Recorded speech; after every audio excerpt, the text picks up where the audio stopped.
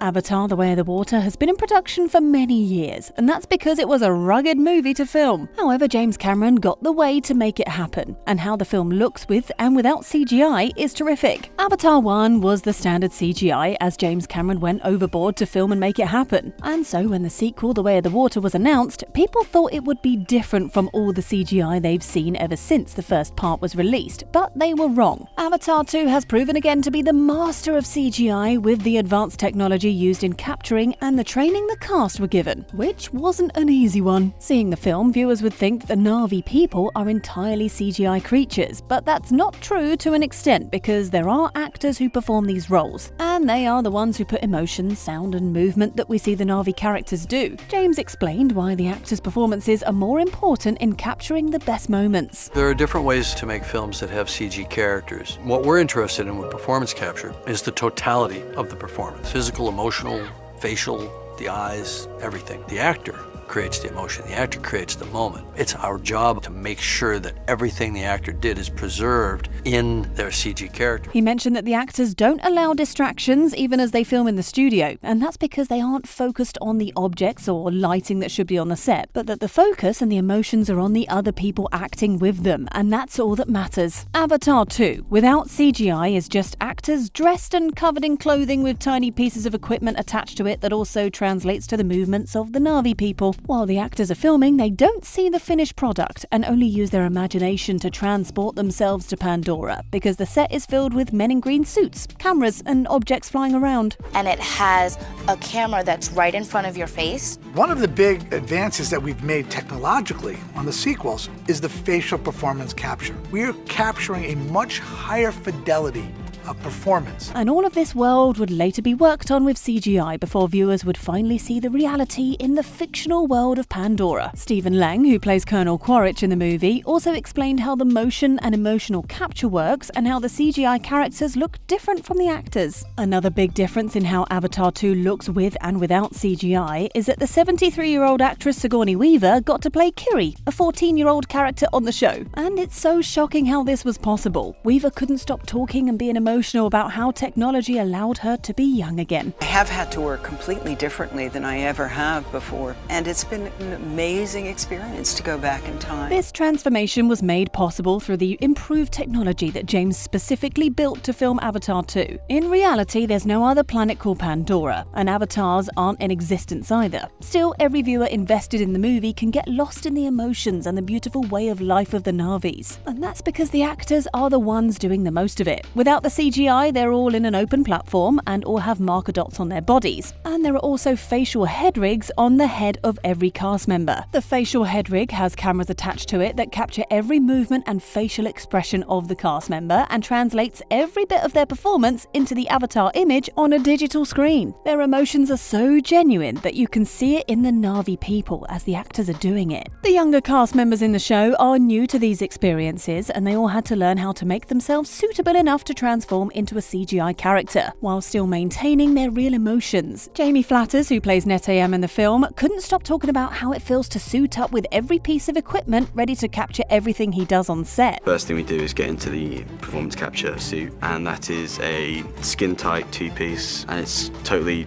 filled with ping-pong-like balls around us, so they can then track my arm and then translate that into the virtual world. Britton Dalton, who plays Loak, the second son of Jake Sully and Natiri, also explained what the setup for him was like in Avatar 2. All these little cameras that send these little rays which give an image of you moving around, so every little movement is your movement. Bailey Bass, who portrays Soraya, is amazed by the technological pieces of equipment all around them that were needed to make Avatar 2 a reality. What's fan is Renal had many significant experiences with CGI movies, but Avatar 2 was a very new setting for her. Kate was even impressed with how their actual performance goes straight into their characters. For Avatar 2, most of the shots had to happen in the water, which was a big challenge for everyone. I've done a lot of green screen, I've done a lot of blue screen, but never anything, of course, like this, where there really is no screen, you're just acting in a space. For Avatar 2, most of the shots had to happen in the water, which was a big challenge for everyone on set. Even though James Cameron has tried water simulation before for his previous projects like Titanic, he has gone 5 times higher than that with Avatar 2. And it's not like we're starting from scratch. I mean, we were doing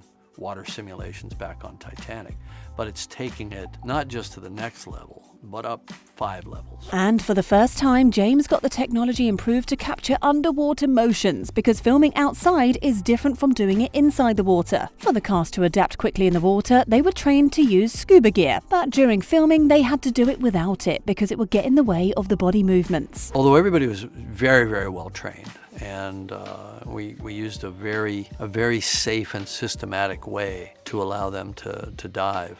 They were all scuba trained, but we didn't use scuba. We just did that so that they got used to being underwater for long periods of time. Usually, water scenes are filmed using a dry for wet performance technique, which doesn't involve water but actors swinging and making swimming motions, which later get edited into water scenes for the film. But James doesn't want that to be how Avatar: The Way of the Water would be filmed, and insists on using actual water with actors practically in it. The visual effects supervisor of the project, Richard Bainham, explained why it was essential for the use of water scenes when he said, "It's about the credibility of the actor's performance. If an actor is genuinely in water, there's a vicious resistance. It informs the actor's choices. That's what we're chasing. That's what makes it feel real." So for this to be achieved, a huge tank was made, and the cast learned to dive and stay longer in the water without any swimming aid. Even though the big sea in the movie has digital effects, the capturing was done in natural water to fit into the excellent narration. Many modifications were made to make this big tank functional for shooting, and to make it even more accurate, the tanks produced waves and currents and were directly similar to how ocean water is. These tanks also have see-through windows that allow camera crews who couldn't make it into the water look through and shoot from. However, there were significant limitations while the water scenes were being filmed, and one of them was when the lights overlooked the pool were interfering with the motion capture data going on inside the water and also on the surface. Small white polymer balls had to be spread across the surface of the water, and this reduced the lighting effect in the water and allowed the cast to come up safely from under the water. This simple method helped make the bottom of the water look dark enough, just as it is inside the oceans. Another common thing that could have ruined the filming for Avatar 2 water scenes is where the cast must breathe. And for this, the actors had to hold their breath right before diving inside the water, and were meant to remain like that until the take was over, because they weren't allowed to breathe in between takes. And we did train, we